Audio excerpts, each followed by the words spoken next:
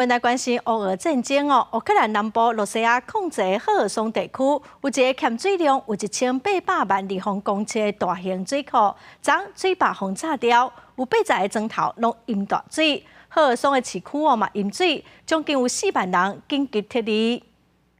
伫乌克兰南部赫尔松地区涅伯河顶的新卡科夫卡水坝，顶头有一座储水量1800万立方公尺的超大型水库。 那提供当地农业灌溉加居民饮用水，也是欧洲上大核电厂扎波罗热核电厂核反应炉冷却水的来源，也有把水输送到克里米亚半岛的主要通道。虽然早期水坝和不平设立炸毁了，水对破坑射出来，沿花80个村拢淹水。新卡科夫卡市有名的建筑文化宫一半拢浸伫咧水内面，看到天鹅对伊的门口游过，画面看起来真奇怪。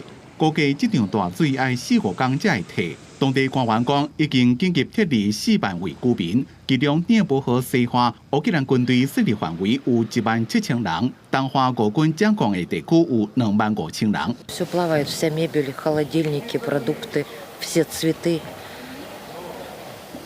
Все плавает. Что робить, ничего не знаю. Да, ще більше ненависті, ще більше.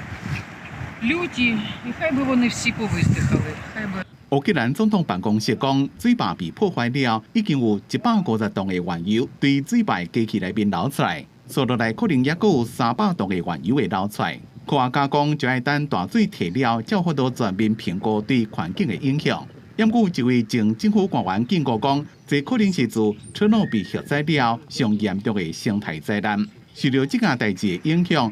芝加哥商品交易所小卖甲贩卖绩效吹人也拢开始起，后边国际社会拢谴责这件代志，支付甲克里姆林宫互相指控对方是凶手。乌克兰讲水坝是伫咧俄军的掌控区内面，只是因为着要阻碍俄军反攻行动所变出来手段。因那当地亲普丁的国会议员是讲，这是乌克兰军队为着要破坏地雷区所执行的军事攻击。美国国家安全会议发言人科比讲，即马也无具体证据会让知影代志是谁做的。